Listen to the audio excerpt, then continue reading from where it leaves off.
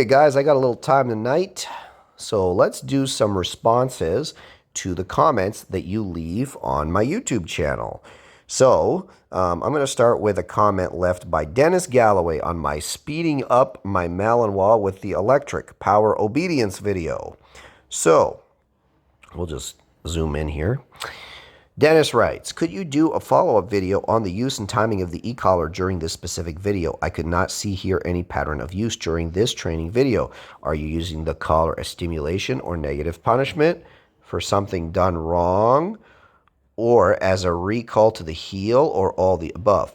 Well, Dennis, number one, you cannot use an e-collar for negative punishment. Negative punishment is the removal of something that the dog desires to correct the dog for not offering the desired behavior. So if you were holding out a piece of food and you were telling your dog to sit and your dog lay down and you withheld that food, that would be a negative punishment. I assume what you're actually trying to say is positive punishment.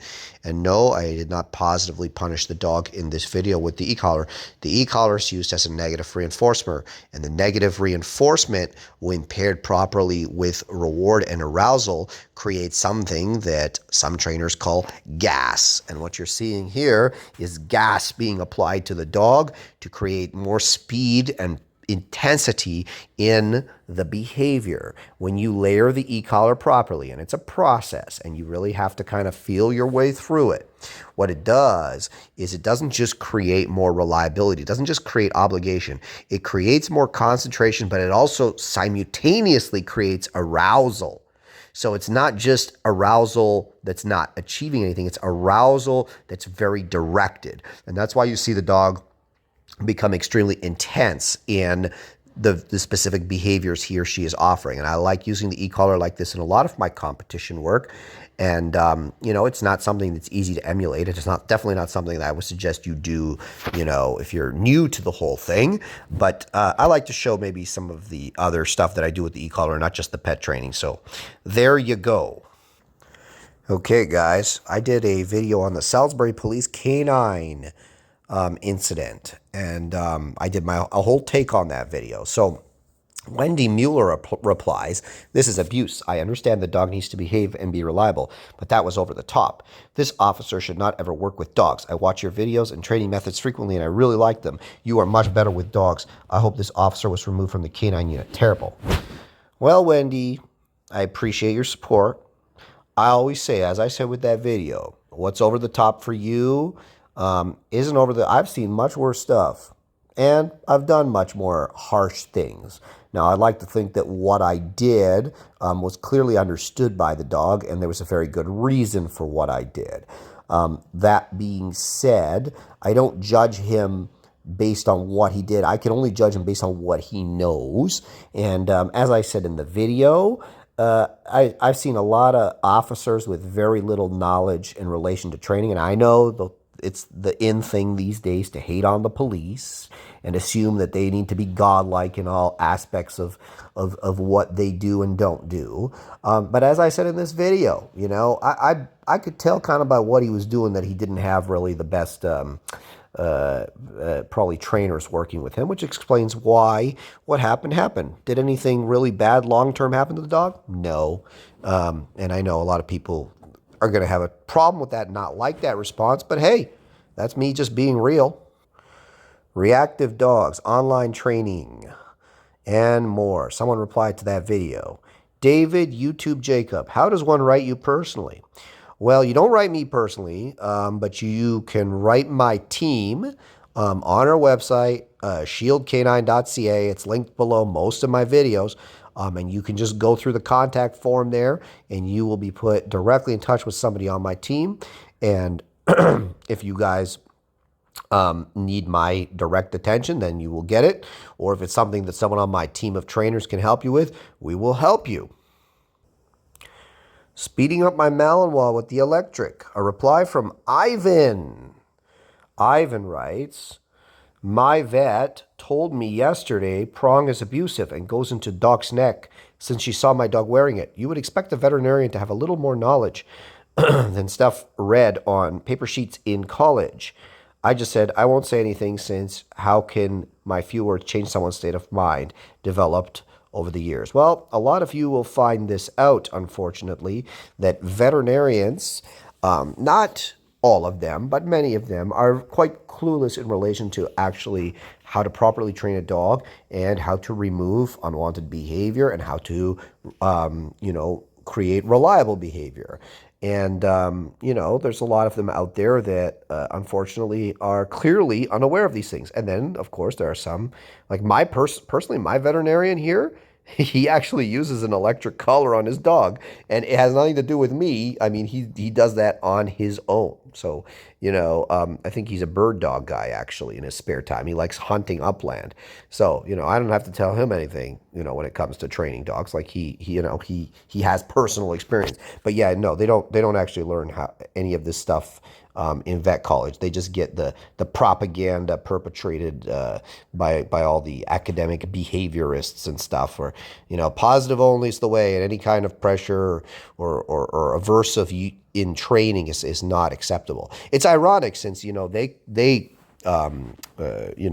do quite aversive things to the dogs in the name of, the dog's best interest or good, right? Like they put needles in the dog, they cut parts off the dog, right? All in the name of, the greater good for the dog. But of course, the same can't be said for training, right? Even though the things that we do are much less permanent and much less physically painful and stressful. Okay, guys, so the next one is from my How to Stop Leash Pulling Instantly video. Now, Anders Nyman sounds Scandinavian. This is a joke. Those collars are used by trainers that don't know how to train a dog, in my opinion. Never had to use one because the dog responds best to appreciations and not to pain. Anders, I've got great news. There is a job here for you right now, okay? I will fire one of my trainers, and I will make you one of my top trainers. If you can achieve the same things that we achieve here with the dogs, with just appreciations, whatever that means. I think it just means positive reinforcement. Again, might be just English as a second language kind of deal here. If you can do all those things, I will pay you. I will start, you come in here. I'll give you a string of 5 dogs, okay? I'll pick the dogs, and I'll make sure that they're dogs that are suitable for your level of expertise, shall we say. And I will film the results of your work. So come on in, Anders. I got a hefty paycheck waiting here for you. We need someone of your talents here now. Okay, guys, another comment on my speeding up my Malinois with the electric. Power obedience. Cian Carroll. I don't get the need for the collar. When do you use the stim? Well, in the video, I say this, I make a statement that I'm using a sound box. So every time you hear the sound box, I'm using the stim. Have you ever heard of gas on the fire, Cian? That would be why I'm using the collar. I'm not using the collar to force the behavior. I'm using the collar to ignite the behavior. There's a difference. Okay, guys. How to start protection training with a German Shepherd puppy. So I basically, in this video, it was a while ago, I had a German Shepherd puppy up on a table, and, I just did some really basic rag work with her and kind of talked my way through it. So, undead can't be killed. He writes, too young. The dog needs to be first trained in basic obedience and socialized properly. The dog needs to be trained to listen to you infallibly before you start training it to bite. Well, undead can't be killed. I would assume you probably haven't trained that many dogs, if any, to bite, which is why you make statements like that, because you probably heard it from somebody else who heard it from somebody else who also heard it from somebody else, and probably none of y'all train dogs. Here's the thing. A dog can most certainly be trained to bite well before you put any obedience. I don't care if I get a dog here that's 3 years old and all he knows how to do is bite. He will most certainly learn to listen within a short period of time, because it turns out that good training is good training, and it doesn't require, that the dog not know how to do bite work before that training exists. In fact, with young dogs, I will do more bite work often than I will do obligational obedience, because I want gas, I want ignition, I want fire, I want power, and then I can control it. There's no point putting a whole bunch of control on nothing, and that's what a lot of people do. Now, There are some instances in which I have clients come to me with a dog that's completely out of control and misbehaving, and they want to do bite work, and I say no. Because with their ability and their skill level and their handling, they most certainly need to develop control on the dog first. This dog in this video, I trained her up and as a protection dog, and I sold her to a nice couple, and she's living with them and living the good life, and they don't have any issues with her because it turns out that you don't need to do all this, super strong obedience before you do bite work. It doesn't really change the outcome if you know what you're doing. Okay, guys, so in response to my online elite off-leash obedience course, so I have to scroll down to this, all right? Tennille Suzanne writes, do you use shock collars? It literally says e-collar training in the title. Oh my God. All these people replied to her. It was funny, man. Like, I don't, some people, you could just tell, I don't know. They take the time to write the comment, but they clearly didn't take time to listen to the video or to even read the title of it. So, and there's a lot of that repeated over and over again in the YouTube comments, Yes, Tennille, we do. All right. In response to my new kennels here, plus more on European dogs, Javier Carbonell writes, comments on the Ram. I'm thinking of getting one for daily use and transporting my dogs. Well, Javier, thanks to our fearless leaders, the price of gasoline is through the roof. So eco diesels, are a good option from that perspective. That being said, they tend to spend a fair bit of time in the shop. So if you're getting a Ram EcoDiesel, I would tell you, unless you're really commuting long distances on a daily basis, it's not worth it. If you're getting the gas model, a few of my friends have the gas model and they swear by them and they like them. So, I like the look of the truck. I like the truck when it works, but it has left me on the road a time or two. So, that's all I can really say about my Dodge Ram experience. Okay, guys, so in relation to my new kennels, Sean Lisk writes, love the kennels. What do you do during colder weather? Too bad you only want a local for the female. Southern Cal is a nice warm place for beautiful dogs like that. Also would be good for my GSD. Yeah, Southern Cal, I don't think I could afford the taxes there. Sounds like, not the kind of environment that's conducive to a growing business. However, thank you for your comments. What do I do during colder weather? Well, it turns out that dogs grow these wonderful things called a winter coat. You wouldn't believe how thick and heavy that coat gets if you leave them outside on a regular basis. So we have insulated dog houses filled with straw. So if I wanted, I could leave the dogs in there overnight. I don't happen to. I actually bring them in overnight. But during the day, they're just fine. You'd be amazed at the temperatures that these dogs can withstand, and they do just fine. Sometimes you need to feed them a little more because they burn more calories staying warm, but other than that, no problems. Okay, testing and selecting German Shepherd puppies for work. That was a viral video. I think it's probably my most popular video, funnily enough. Camilla Reyes writes, what happens with the ones that are rejected? Are they put up for adoption or just trained for other purposes? Well, here's the thing. In that video, I tested 4 puppies, okay? Just because 3 of the 4 maybe didn't perform to the same level that number 4 did doesn't mean that they don't have potential, or doesn't mean that, in another, couple weeks or a couple months, that dog couldn't look very different, okay? It was just a moment in time. It gave us some information at the time, all right? I don't ever put dogs up for adoption unless there's a very good reason. So recently I had a puppy that really just not like, and not, wasn't even close to anything in this video, like terrible, just showed really terrible nerves and temperament. I just put her up for adoption, and I ended up, I gave her away basically for a few $100. She's a pet for somebody, and the dog just didn't have any of the qualities that we were looking for from a working perspective.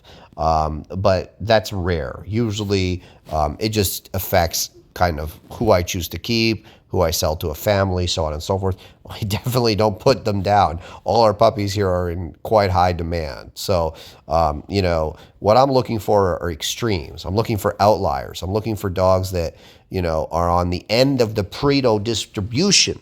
Okay? That's what these tests are designed to try and catch. And they don't even always work when it comes to that. It's just a moment in time. It's just a data point. Okay, correcting a dog for the out. Sue Miles comments, I don't understand the need to denigrate other trainers and training ideas. If the quality of your work is as strong as you state it is, why not let it speak for you? Sue, have you not been paying attention to the channel? It's one giant testament to the type of work that we do here, but I like to have a little bit of fun. Now, if those folks were content to stay in their own lane, mind their own business, and train their own way, while leaving folks like me alone, I wouldn't have any problems. You would never hear me bring it up. The problem is they're not content to do that, because it turns out, since they often aren't all that busy actually training dogs, because there's not that many clients that are up for, having their money and time wasted, less anyways than you might believe that there are, they have time to lobby government and to promote a lot of the false ideas that they like to perpetuate to try and get guys like me to stop training the way we train, because all the results that we achieve are basically not good for their business.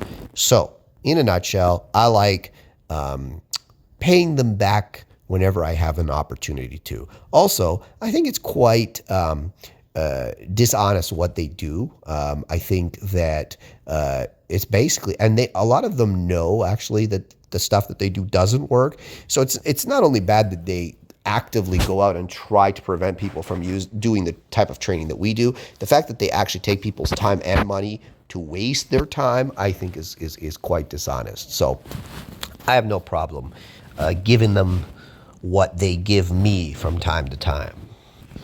Okay, guys, last one here. Shane writes, this is in relation to the Pitbull video that I did. I did a video kind of talking about training a Pitbull. There is a big difference between a game-bred line of APBT preserved and those mutt hybrids, so-called Pitbulls. To start with, the real APBT are not man-biters and have a very high pain tolerance. I would recommend any APBT or mix of the sort for protection work, but you just said they're not man-biters or any kind of training for the most part. If you understand what an APBT is, then you can truly understand the truth of what it is. Well, Shane, it so happens that I actually have trained quite a few Pitbulls, both of the, APBT, more kind of traditional game-bred type, and also, the bullies that aren't really pit bulls, as we all know, and all the purists will remind you in a heartbeat. But definitely some of them have the pit bull in them to some degree, greater or lesser. I've trained quite a few of them. And the reason why they don't actually make good protection dogs is because they tend to be let's first assume that they have the nerve and the drive to do the work. In most cases, they don't. They can have the drive, but in many cases they lack the nerve. So let's assume you've got one, and I've definitely ran into a few that have the nerve and the drive to do some, bite work beyond munching on a sleeve, okay?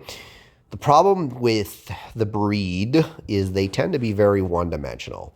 They got a one-track mind, right? They got basically go, go, go, go, go, and not much else. Now, when you start to say, all right, go, stop, all right, come back to me, down, all right, go again, you start adding rules, right? You start adding contingencies to go, go, go. A lot of them fall apart. Now, again, we're speaking in generalities, right? If you want to get a good APBT for protection work, you surely can. It won't be easy for you to find, but if you know where to go, you will find one. I personally will not use them because there's no reason for me to. I can definitely get German Shepherds and Malinois that'll do a much better job, be more stable, and I'll have a higher odds of, having a dog that is saleable, to multiple people that would be interested in such a dog. So Shane, I hope I answered your question there. All right, guys, thank you all for watching. I think we've answered a lot of comments here, and like, subscribe, comment below. Comment below my video on the comments.